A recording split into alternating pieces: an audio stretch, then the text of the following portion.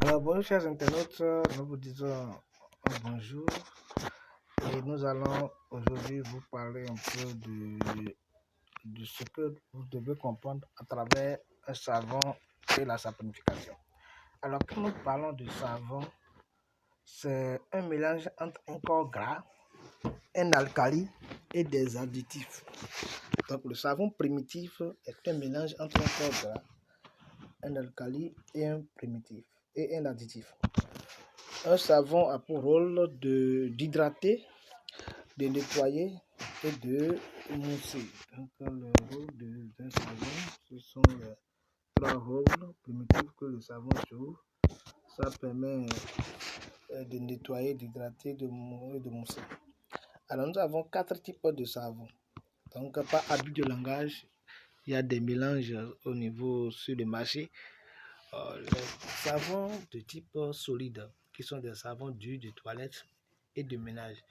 Plus tard, nous allons faire des détails sur les savons de toilette et les savons de ménage. Les savons de toilette sont des savons qui touchent généralement la peau, qui sont des savons de douche.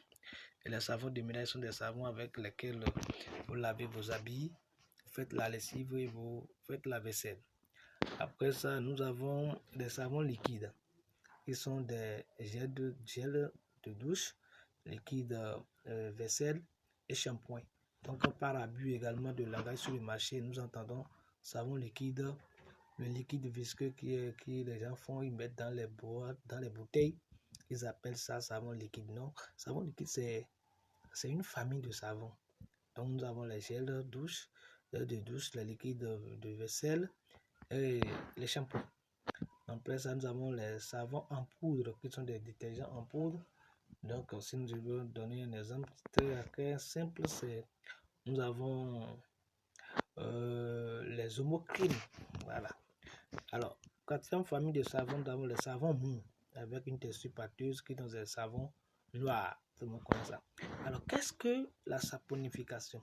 Donc, la saponification, c'est une réaction chimique qui permet la fabrication du savon grâce à l'utilisation des produits alcalis. Et donc, entre autres produits alcalis, nous avons les bases fortes et essentiellement, particulièrement du genre 2, qui sont la soude caustique et la potasse. Alors, quelle différence on peut faire entre saponification et un savon primitif? La saponification, lorsque vous mettez le corps gras en contact d'un alcali, vous avez un savon, mais ce savon n'est pas encore le savon primitif, donc il faut ajouter des additifs pour que ça soit un savon primitif. Alors les différents types de saponification, nous avons deux types. On a la saponification à froid et la saponification à chaud.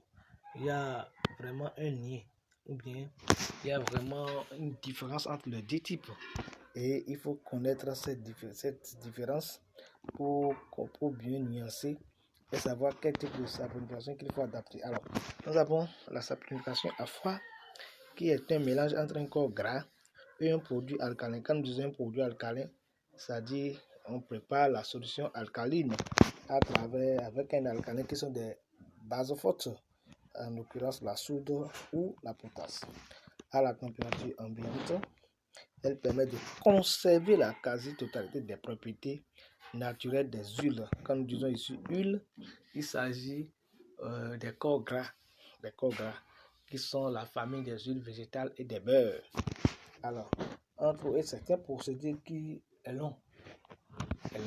En ce sens que nous parlons des propriétés d'une réaction de saponification qui est une réaction exothermique totale lente. Vous voyez, quand on dit lente, ça dure dans le temps.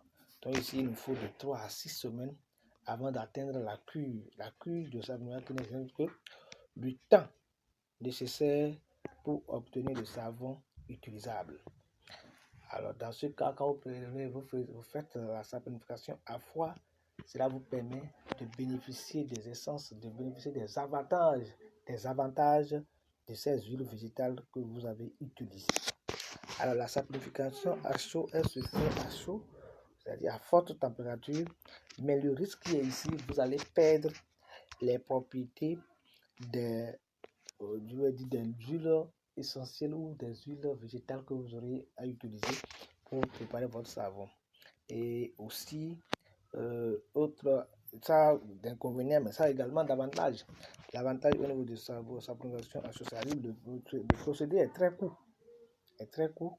En ce sens qu'en 48 heures, vous avez déjà la cuille qui est atteinte et vous pouvez utiliser votre savon.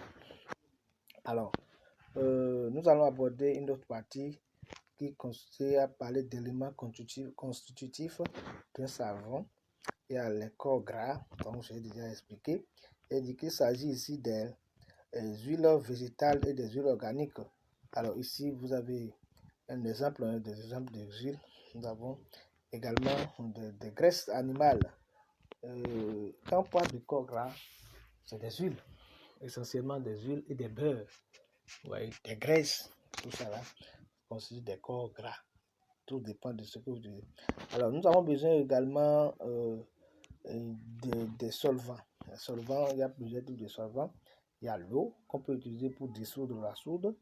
Il y a les infusions de macérat, les infusions et aussi macérat de plantes. Macérat de plantes dans ce sens que vous voulez obtenir un savon thérapeutique. Vous voyez, un savon thérapeutique, un savon qui va avoir un effet sur la peau, un savon qui va jouer un rôle important sur la peau. En ce moment, vous n'allez pas mettre la plante ou la feuille là directement dans le savon. Il faut obtenir le macérat. Il faut obtenir le macérat, c'est-à-dire vous essayez de plonger ça dans l'eau quelque temps. Après, vous obtenez le résultat. Et ça prend la couleur de la plante. Et c'est avec ça que vous préparez votre soude caustique. Si c'était un savon solide, mais vous préparez votre solution de potassium s'il s'agissait d'un savon mou. Alors, chers amis, nous allons continuer. Nous avons les alcalis, nous les avons déjà cités. Nous avons également les additifs qui sont plusieurs choses. Ça dépend du résultat escompté. Ça dépend de ce que vous voulez obtenir à la fin. Il y a ici de l'eau distillée, démineralisée ou osmosée. Il y a les agents hydratants, les agents gourmands, les antiseptiques, le lait animal, les végétaux, les herbes, les minéraux, les parfums ou huiles essentielles. Tout dépend du résultat que vous voulez obtenir. Alors, chers amis, je pense que l'essentiel est dit. Nous retenons que le savon, il s'agit d'un corps gras